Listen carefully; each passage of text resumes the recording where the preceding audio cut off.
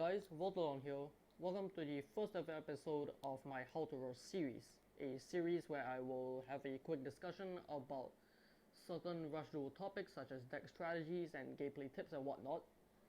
And what better way to start off the first ever episode of the series than to talk about the first ever best deck of the format, DragonCasters. DragonCasters gets its start from the first ever wave of support for Rush Duels, which is the Yugioh starter deck and the Luke starter deck, which gave Spellcaster support and Dragon support respectively, which combined into this deck. The deck isn't nearly as oppressive as it used to be in the past, with nowadays every deck having many options to play against this deck, but it is still a decently solid deck that you can bring to tourneys and still win with. The strategy of this deck is to basically use these beat sticks like your Dragias and your 7-throat Magician to deal massive amounts of damage early game, and to ride that tempo that you got from that offensive pressure and eventually win that way. Another way that the deck can win is to use traps like the Dark Revelation that can either regain tempo that you lost in the early game or maintain the tempo that you got in the early game, depending on how your original game plan went. Now that we've gone over the general strategy, we can talk about the main components of the deck. Multistrike Dragias is the main beat stick of the deck. This card allows you to essentially make 4 attacks during a turn instead of 3 if you have one of this on board and 2 other beat sticks. This can help you get over your opponent's defensive plays, such as just setting 3 monsters. If you don't have this card in play, you won't be able to deal damage if your opponent sets 3 monsters. But if you have this in play, you can deal say like 2,500 damage to your opponent, and it just asserts a lot of offensive pressure even if your opponent is setting 3 monsters every turn. Even if they are not on the back foot, this card can basically clear 2 high-level monsters at once in the right situation, which is just a really big tempo swing. This card also just has a good enough attack stat which allows it to hit over most things, which just really helps in getting this card to be at as high of a status as it is right now. One thing that is a problem about this card is that its stat line of 2,500 attack allows it to be destroyed by cards like Hard Defense Mission and Eternal Freeze, which are quite popular traps in the metagame, which is something that you definitely need to be wary about when you play this deck. Next is the deck the card that ties the Dragon package together. This is Phoenix Dragon. This basically allows you to fetch your high-level dragons from your grave to your hand by discarding a card. The discard is kind of unfortunate, but you can use it to empty your hand and draw more cards next turn, so it's not that big of a detriment. But the discard cost can still make it so that you lose damage on your turn. That's the trade-off with every single discard card in the game. Generally, discard cards they're definitely not nearly as bad as normal Yu-Gi-Oh, where you don't regain resources as easily as in Rush, but it is still like overall still a detriment. Just that it's not there's like silver linings when you use them. Just having access to constant high-level monsters is just very good for the deck. It allows you to keep applying that offensive pressure. Normally you'll be adding Dragias with this, but there are other things you can run in the deck that are pretty good also. Next is the reason you play the Spellcaster side of the deck. This is Dark Revelation. This is effectively Spellcaster Mirror Force, and is one of the reasons, if not the main reason, why the deck dominated during the early days. Nowadays there are quite a few counters to this card, like just a lot of graveyard hate, just effect removal protection that exists now that makes this card a lot less safe than it used to be in the past. But it is still a very good card if you can resolve it. Just a very big tempo swing, and either forces your opponent to play very cautiously or just wins the game on the spot sometimes, depending on the board state. This is the only real high-level spellcaster that you have access to. There is Dark Magician, but that's a legend card, and it's not really worth the slots. 7-throat Magician basically just gets really big. It can get up to 3,900 and it's a max. which beats over most things except certain maximum monsters, but maximum monsters aren't very popular in the current metagame, so that's fine. It gains its attack based on how many attributes you have in your grave, which is why DragonCaster decks generally like to vary their attributes. So that's a trend that you'll see in several other DragonCaster lists if you choose to dig around. And will also be appearing in the sample deck list that I'll be talking about later.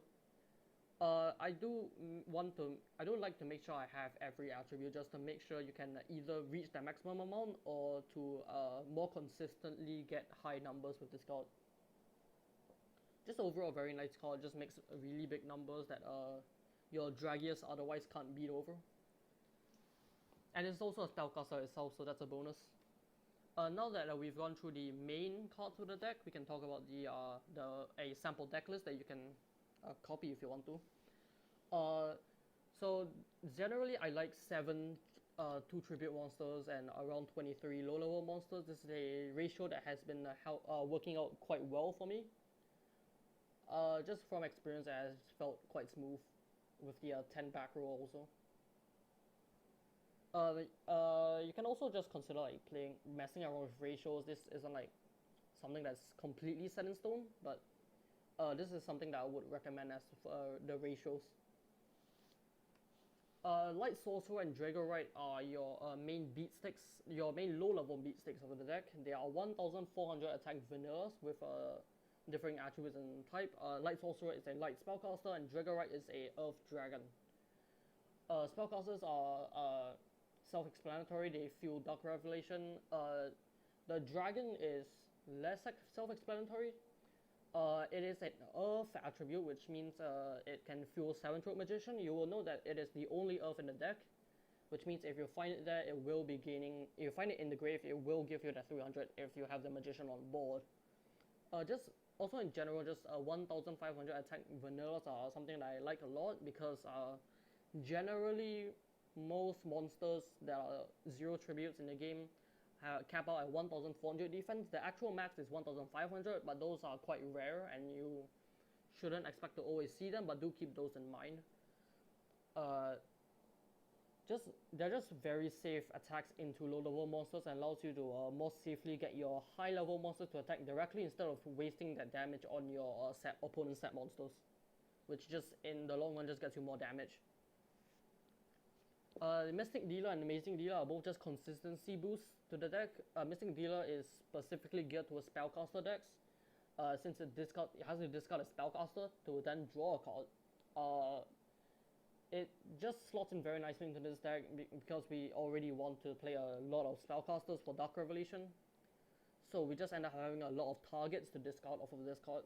Amazing Dealer is more generic. It also happens to be a spellcaster, but it is more generic than Mystic Dealer in that it can discard 3 of any card, but only if your grave is having only 3 monsters or less, which means that it is often dead in the mid-late game, but you're an aggro deck, you don't really care that much about the mid-late game, but you can still play the mid-late game in this deck because of a Dark Revelation. And even if it becomes dead, it is still tribute fodder, so it's not the worst thing in the world. It is still spellcaster for the Dark Revelation and other cards that we'll talk about later. And you can, in theory, also enable this in the mid-late game with cards that shuffle your cards into your deck, like the Dark Revelation itself and Sea Dragonite and so on. Its requirement isn't as scary as it looks, basically. And generally, you really only care about just seeing it early game and just how setting up your plays a lot faster. Just it really increases the speed of the deck as long as you find it in your opening hand. These cards are your main ways of answering back row. The Magical Stream and Dragon's Inferno are just direct answers to back row in that they destroy 1 spell trap on the board, on your opponent's board if you have the corresponding type.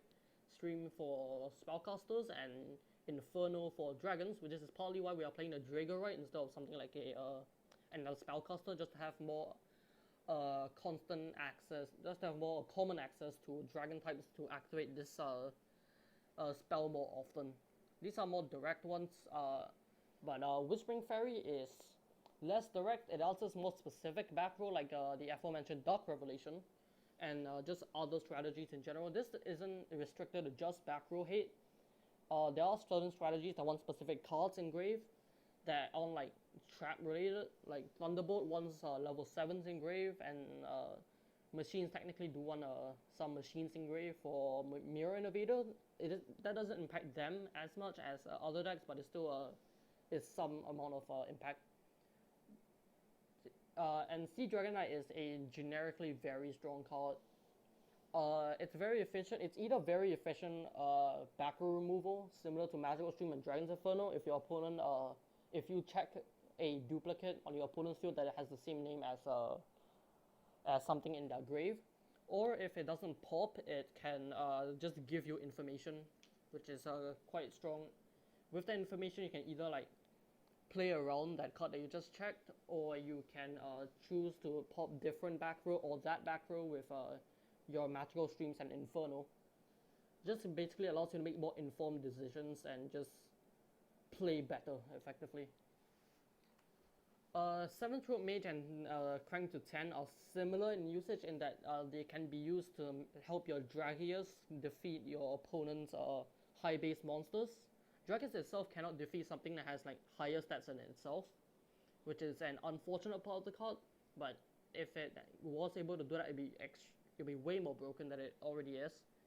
7th Road Mage, it just helps it beat over those kinds of monsters that have say maybe around 2,500 attack that you would otherwise have to crash into. Mage is also useful for helping you defeat maximum monsters. I know I said these maximum decks aren't very popular, but if you do run into them, you need to remember that 7th Row Mage is one of your main ways of outing maximum monsters with 7th Row Magician mostly. Crank to 10 is really there to help end the game faster. It can be used in the same way as Mage in order to help your Dragias beat over your opponent's monsters better. But it does give piercing, which means you will often use it to pump your Dragias in order to have a 2,900 attack beat stick that swings 2 times, which is very strong. 2 times and with piercing, which is even stronger. It's of course not restricted to Dragias. You can use it to pump your 7th Row Magician to have a really high attack with piercing, which is quite strong. Phoenix Dragon earlier was mentioned as just a way to get high levels consistently into your hand, which is good, just to apply more pressure. 7th Row Sorcerer is a similar card to Phoenix Dragon, in that you can sack 3 monsters to get a spellcaster that is 7 or lower from your grave and special summon it. It has an additional effect with Witch that you can consider playing into, but I choose not to because I don't think Witch is a good enough card to play. It's effectively just Phoenix Dragon for spellcasters, which is all it needs to be really. It's the spellcaster itself, which lines up with Mystic Dealer, Magical Stream, and Dark Revelation, and just really is all just there to get more access to 7th Row Magician. So just 5 cards that allow you to fetch your high levels from grave and have access to more high levels more consistently. Dragias and Shock Dragons are your Phoenix Dragon targets that I've chosen to run. Dragias, we've already mentioned, is a very good card, just very efficient, lets you get those high tempo swings. Shock Dragon is a bit of a more unorthodox choice. It is a more traditional choice. It basically helps you get past maximum monsters easier because it has a really large debuff effect that can debuff around 3,000 depending on the setup. You do need other monsters on board at the same time as the Shock Dragon to get the maximum high amounts of debuff that you can get, but it works still. It's also a very safe just early set, which it has high defense, which means you can just set it early game and basically not take damage. Your opponent just happens to run over it, which is quite good. Your trap lineup is a lot of traps that just activate when your opponent attacks. Dark Revelation we've already discussed. Mirror Force is just literally Mirror Force. It's Mirror Force but doesn't care about Graveyard Hate because it just states if your opponent declares an attack. So it's just good for that purpose. We are using a legend slot for this because I do think it is very much worth the slot. Hard Defense Mission is just very efficient. It can pop 1 monster with 2,500 attack or more if they choose to attack with said monster, which is just 1-for-1 removal and just quite efficient.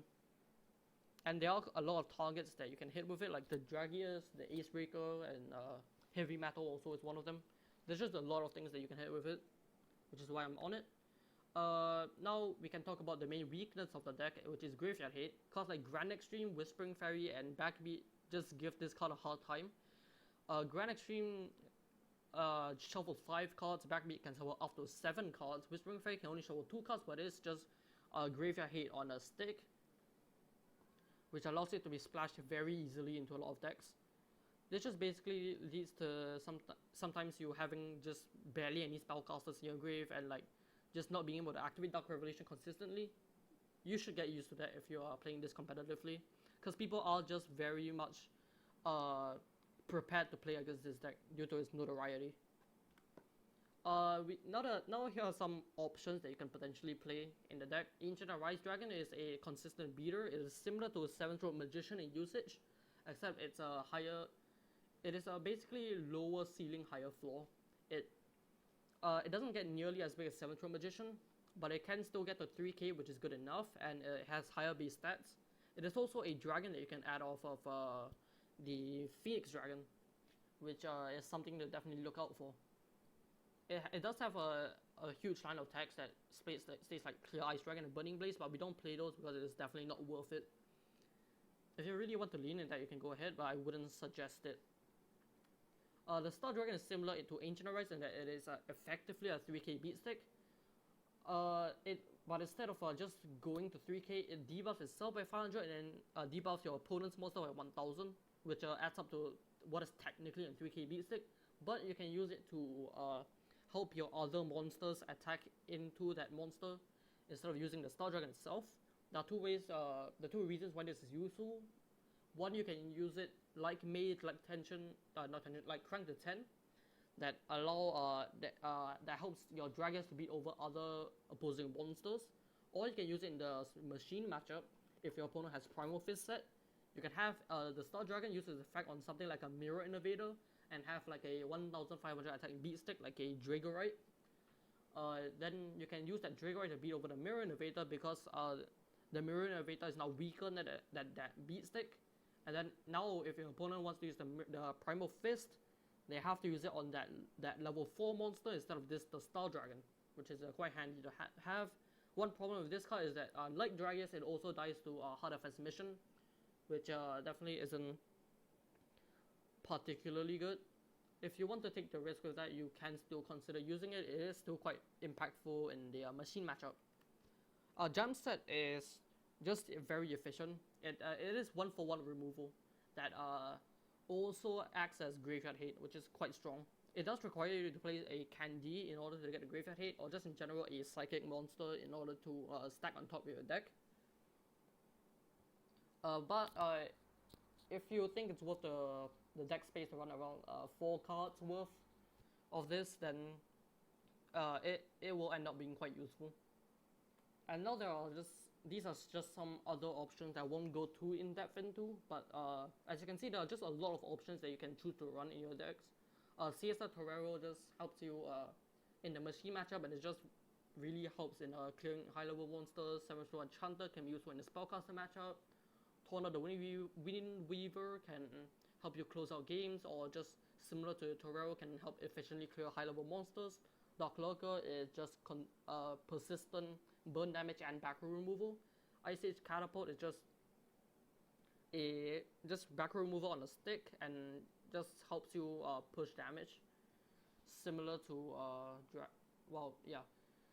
it is kind of like a Lurker and a Ancient Arise combined together.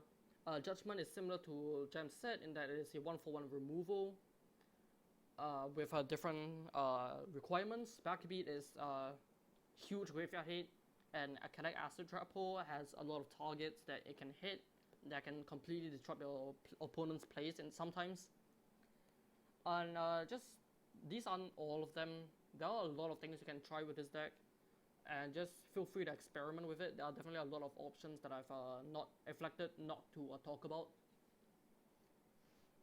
And that is the end of the guide. Thank you for watching. If you want to see more, stay tuned. I'll maybe do more in the future. And again, thank you for watching. See you next time.